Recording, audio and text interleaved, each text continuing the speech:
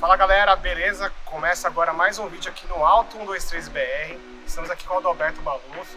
O Adalberto Maluf, ele é presidente da ABVE, né, que é a Associação Brasileira de Veículos Elétricos. E ele é também diretor de marketing daqui da BYD, né, que vai, é difícil, a gente trava a língua às vezes, né? Aqui no Brasil já tá virando quase BID. BID. Adalberto, Build Your Dreams, né? Construa seus sonhos, é isso? O que a BYD está fazendo aqui no Brasil de inovação e vai mudar o olhar dos consumidores?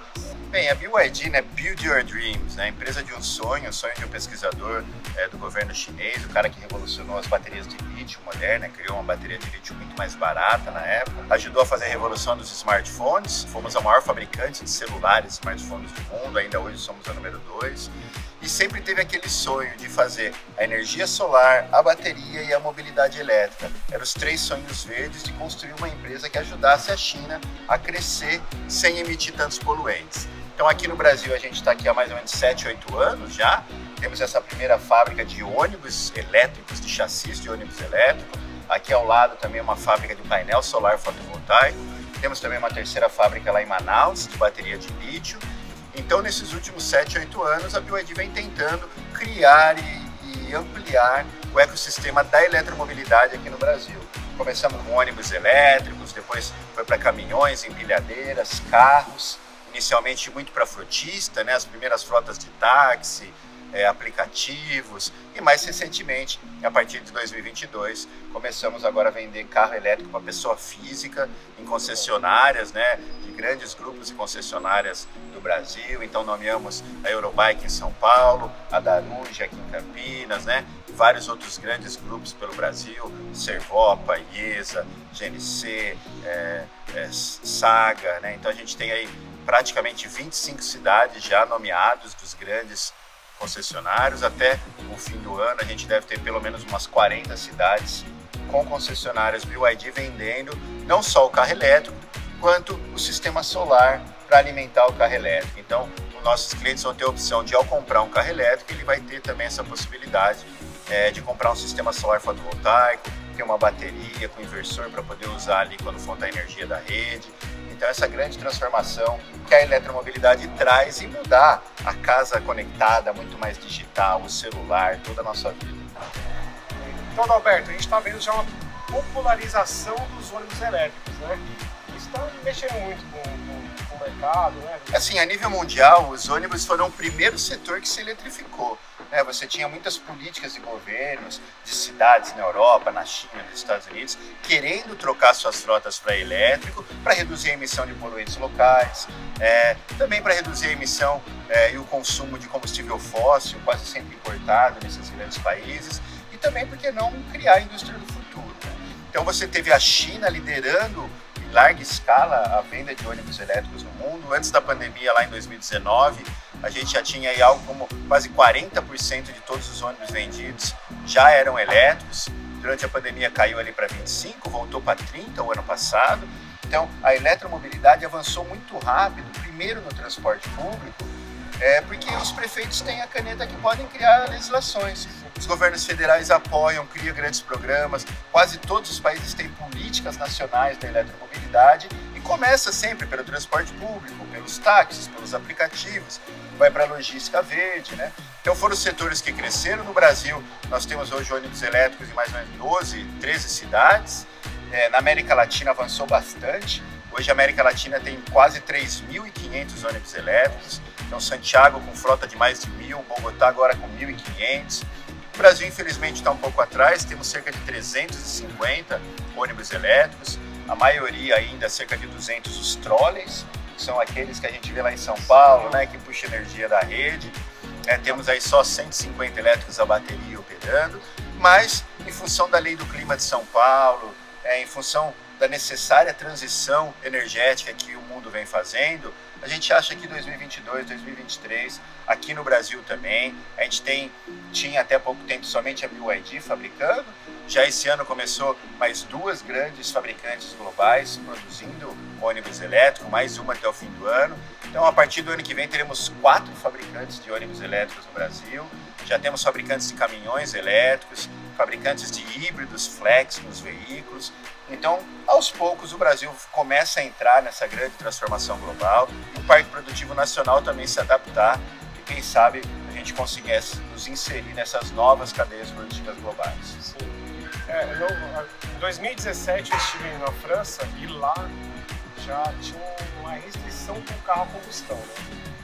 E a gente está em 2022 aqui no Brasil e eu vejo que está engateando, né, o mercado. O que você acha? Por que a gente está atrasado nisso? Assim, primeiro, todos os grandes países do mundo, você pega o G20, lá na Associação Brasileira do Veículo Elétrico a gente fez essa análise, as 20 maiores economias do mundo, todas elas já têm um plano nacional da eletromobilidade. Todas elas têm políticas industriais. Inclusive, durante a pandemia, a gente viu o pacote verde europeu, o plano de infraestrutura dos Estados Unidos, né, o 14º plano de desenvolvimento da China. Todos esses planos colocaram a energia limpa, a mobilidade elétrica, a agricultura de baixo carbono no centro do desenvolvimento, né? Me lembra muito a frase da embaixadora da União Europeia, ela falou assim: se já que vamos investir 5 a 7% do PIB para reconstruir a economia europeia, então que seja para reconstruir essa nova economia verde que todos nós precisamos. Então, em função da pandemia, a gente acredita que a venda de veículos elétricos vai se acelerar muito no mundo. Veja só, saiu de 4%, foi para 9% o ano passado. Esse ano a expectativa é que chegue a 20% de elétricos. Então é um crescimento muito grande. A China, que é o maior mercado do mundo, né, em volume, saiu ali de 3 para 13. Esse ano, no primeiro semestre, já está vendendo acima de 30%. Né? Então é uma grande revolução. O mundo tem algo como 130, 140 milhões de veículos de capacidade produtiva, mas na prática só deve ter a venda de 80 milhões, 85 milhões. Então dá para se imaginar que 1/3 das fábricas do mundo vão fechar. Então as fábricas que estão em países que não criarem políticas públicas para fomentar a indústria do futuro, como é o caso do Brasil, né? O Brasil é um dos poucos que não tem política pública consistente para a eletromobilidade, a gente corre o risco muito grande de ficar desconectado dessas cadeias produtivas, né? A gente corre o risco muito grande de ver mais e mais fábricas se fechando, assim como a gente viu nos últimos anos, o fechamento de praticamente 5 grandes fábricas no Brasil. Sim. Dentro do mesmo assunto, que o Brasil não dá incentivo para carros elétricos, né? Não tem incentivo algum, aliás, acho que paga até mais imposto, né? Mesmo assim, você acha que vai haver uma popularização? Eu não digo popularização, às vezes o que influencia seria o valor do carro, mas você acha que vai ter uma opção de quem vai comprar um carro de 200 mil pensar um pouco, vou pagar 200 nesse, posso comprar um elétrico, mesmo que seja menor, que seja mais simples? Assim, o que a gente vê é que os números, inclusive aqui no Brasil, são muito positivos, né? O ano passado a venda de híbridos elétricos cresceu 77%, nesse primeiro semestre cresceu quase 50%, enquanto a venda de veículo a combustão caiu, seja o ano passado, seja esse primeiro semestre, né? Então, assim, começa no Brasil alguns nichos mais específicos onde essa distorção tributária não existe. No carro elétrico mais popular, ele paga o dobro de imposto do que um carro a combustão popular. É uma distorção que não faz sentido nenhum, a gente precisa resolver. Assim como a bicicleta elétrica, chega a pagar 2,5 vezes mais IPI do que uma bicicleta comum. Quer dizer, não faz sentido. Agora, na logística urbana, os caminhões, os furgões, né, de entrega, esse setor cresceu muito. No primeiro semestre desse ano, a gente já vendeu mais caminhão elétrico do que o ano passado inteiro. Já tinha sido um crescimento de 1000% em relação ao ano anterior. Furgões elétricos, nesse primeiro semestre, a gente já vendeu bem mais do que o ano passado inteiro. E, basicamente, a venda de veículos comerciais leves elétricos vem crescendo porque existe uma agenda ESG, uma agenda ambiental, social e de governança das empresas privadas que vem movendo isso. Então, por um lado, a pandemia acelerou a digitalização da vida das pessoas, o comércio eletrônico, as entregas urbanas, né, a logística que se chama da logística de última milha, que é aquela logística dentro das cidades. Então essas empresas começaram a buscar, em função dos seus compromissos climáticos, de redução de emissão, de agendas ESG, a colocar frotas. Então, no Brasil foi uma corrida legal, assim, você tinha a primeira DHL, né, que tem furgões elétricos desde lá da Olimpíada do Rio de Janeiro, inclusive furgões nossos que já chegaram a 350 mil quilômetros operando nas cidades. Aí depois você teve a Casas Bahia, pôs uma frota, aí veio a Lojas Americana e pôs uma maior, depois a Magalu pôs outra, depois o Mercado Livre pôs outra. Então hoje você tem uma competição muito saudável. Muitas empresas grandes que entraram nesse ecossistema. Lá na BV a gente tem grandes players que eles se especializaram em comprar frotas de elétricos, fazer infraestrutura de recarga, gerar energia do sol ou eólica, né? Comprando energia no Mercado Livre ou gerando a sua própria energia e alugar esses veículos para essas distribuidoras logísticas e operadores logísticos por um preço muito parecido o que custa o veículo a combustão. Então, a gente viu esse salto muito forte na logística. Você vê a venda de veículos elétricos e híbridos no Brasil, saiu de 1%, o ano passado foi para 1,7%, e esse ano, no primeiro semestre, algo como 2,4%. Né? É verdade que a gente não pode se comparar com o resto do mundo, porque quando eu falo que estamos em 2,4%, na verdade, os elétricos, o que o mundo chama de elétrico, que é o elétrico puro, a bateria, né, que não tem motor a combustão, ou o híbrido plug-in, que é aquele que tem um motor elétrico, mas também tem um motor a combustão, isso a gente está ainda abaixo de 1% de venda no Brasil, enquanto a Europa foi para 20%, né, os Estados Unidos, que estava muito atrasado, na época Trump, teve muito subsídio ao carvão, ao petróleo, e retirou-se um pouco dos subsídios do elétrico.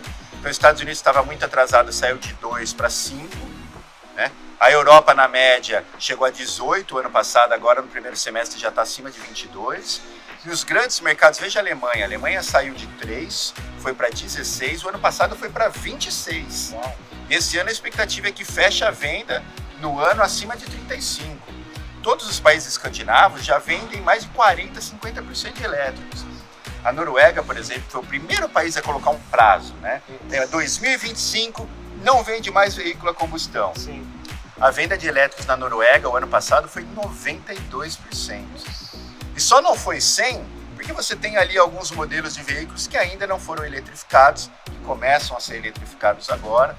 Então, o que a gente vê é que quando o governo põe meta, né, no caso da Noruega 2025, agora a União Europeia, né, aprovou 2035 como fim da venda de veículos a combustão, a gente vê que isso movimenta muito, por um lado, a indústria, né, uma plataforma de desenvolvimento, por exemplo, de uma fábrica, você está pensando em algo como 5 anos.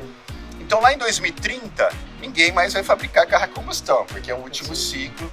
Mas mesmo o ciclo 2025-2030, provavelmente as montadoras vão querer só investir no híbrido, porque não faz sentido ela colocar um veículo na rua que depois de alguns anos não vai poder mais vender. Então, por que a venda de elétricos na Noruega foi para cima de 90, né? Teve um salto, na época era 30 e poucos, foi para 70 e foi para 90.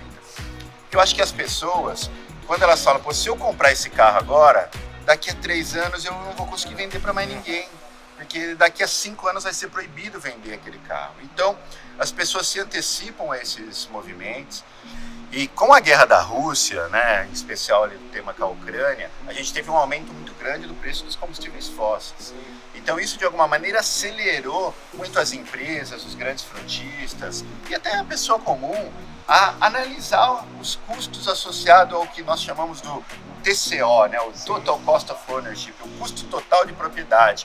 Que então o elétrico ele é mais caro, é verdade, mas se você põe o consumo de combustível, é 90% a menos do que, né, o que você gasta em energia. Você gasta, vamos dizer, R$1.000 por mês em combustível, de gasolina. Você vai gastar R$100 só de energia.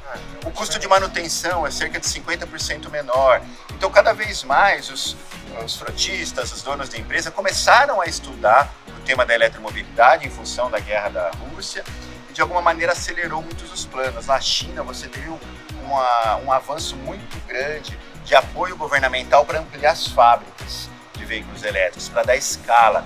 Assim como na Alemanha, né? Você teve lá 20 bi de euros do governo alemão para fazer a transição da indústria. Na França tinha 12 bi, depois criou mais 80 bi de um fundo. A Europa tem hoje um fundo verde de 800 bilhões de euros para ajudar a fazer a transição na agricultura verde, nas finanças sustentáveis, na energia renovável. Então acho que a guerra da Rússia, pós-pandemia, certamente acelerou esses processos, né, de digitalização da nossa vida e uso de novas tecnologias, aonde, na nossa opinião, o carro elétrico ele vai ser o centro dessa nova economia. Muito mais digital, compartilhada, né? De alguma maneira conectada e também descentralizada no sentido de você gerar a própria energia, de empoderar o consumidor a saber quanto ele gasta de energia, de combustível, como ele pode gerar a própria energia, que equipamentos da sua residência que gastam mais ou menos. Então o carro elétrico, o carro que normalmente é um dos bens mais valiosos que as famílias guardam, né, que elas têm, ele vai ser um bem de altíssima tecnologia. A gente está falando de 5G, com sensores, com câmeras. Então, veículo que conversa com veículo que conversa com a infraestrutura, o semáforo. Então, essa cidade inteligente que surge ali na esteira da consolidação dos veículos elétricos é um processo sem volta. E eu também acredito muito que os ônibus, né, em especial os ônibus elétricos, vão fazer parte dessa grande mudança. Na medida que a gente qualifica o transporte público, a lei do clima de São Paulo, por exemplo, da capital, exige que a gente tenha ali 500 ônibus até março do ano que vem e 1.800 ônibus até o final do ano, né? Então, devagarzinho, é uma grande mudança no sentido de você ter mais frotas nas cidades. E o ônibus elétrico, ele já traz, né, Wi-Fi, USB para recarga, tem o GPS, então ele traz uma tecnologia embarcada que é muito bom para trazer novos passageiros e regressar os passageiros para o sistema, dando sustentabilidade para o transporte público, né, um direito constitucional, está lá no artigo 6º, a gente tem direito à saúde, educação, ao transporte público, então o governo tem que criar soluções pós-pandemia para a gente ter sistemas mais eficientes, melhores, e que possam dialogar com os outros modais, né, a micromobilidade elétrica, a venda, por exemplo, de bicicletas elétricas no ano passado, superou 41 mil unidades, né, saiu de 34 para 41 mil, então a gente vem crescendo, os números estão ganhando escala, né, em que pese serem sobretaxados, então a micromobilidade complementar ao transporte público é uma grande tendência, quase que irreversível no Brasil e no mundo. Legal. Vamos dar um giro pela fábrica? Vamos sim, vamos conhecer um pouco. Esse aqui a gente está na fábrica de ônibus elétrico, né? Então você tem aqui um chassi. Esse aqui é o chassi de um ônibus super articulado, né? Tá vendo? Ele tem uma articulação, 2 eixos atrás, então é um ônibus de 23 metros, aqueles ônibus grandões que correm dentro dos corredores de ônibus. E aqui você tem uma linha de montagem de 6 pontos, né? Assim, 8 pontos, na verdade, no total, né? Contando o início e o fim, que basicamente nossos fornecedores trazem os componentes, o chassi, o frame do aço, o chassi é feito lá em Curitiba, lá em Osasco, em fornecedores nossos, vem aqui para nossa fábrica em Campinas e basicamente é uma montagem, né? Então todos os fornecedores, a gente está aqui no meio da linha, né? Quando o ônibus termina a primeira parte da montagem, da parte de alta voltagem, e aí daqui para frente que ele ganha bateria, ganha parte de alta voltagem, média e alta voltagem, e a partir do próximo ponto aí você já consegue dirigir os chassis e ele sai funcionando. Muito bom. Então, Adalberto, agora vamos dar uma volta, né, de carro elétrico. Nunca andei de carro elétrico na minha vida. E acho que vai ser uma experiência diferente, né? Com certeza você vai amar, ainda mais esse daqui, né? A gente está falando de BYD Tan, a primeira SUV de 7 lugares, 100% elétrica, vendida no mercado brasileiro. É uma SUV muito grande, né, que traz algumas das principais tecnologias existentes, né, desde freio emergencial automático, assistente de pista, né, todos os itens de segurança. Você tem freio Brembo nele, né, pinças Brembo, então alguns dos componentes ali que dão muita segurança para o carro. Ele tem um design diferenciado, ele é um dos primeiros do que é a nossa linha Dragon Face, né, que imita ali o rosto de um dragão, feitos pelo designer Wolfgang Iger, né, que é o antigo designer da Audi, que hoje faz os carros da BYD. E dentro dele é o grande charme, né, a tela de LCD, o acabamento. Esse é um carro bastante grande que faz 0 a 100 em 4,6 segundos. 4,6. Então isso mostra um pouco essa aceleração que ele tem, né, essa performance muito grande, embora ele traga todos esses itens de segurança para garantir que a gente tenha uma operação mais harmoniosa, né? Então vamos dar uma volta. Posso? Claro, com certeza. Olha só. Aqui, ó, a chave é sua. Opa. Vamos lá. Vou pegar o manual para ver como que é o Alfa. É só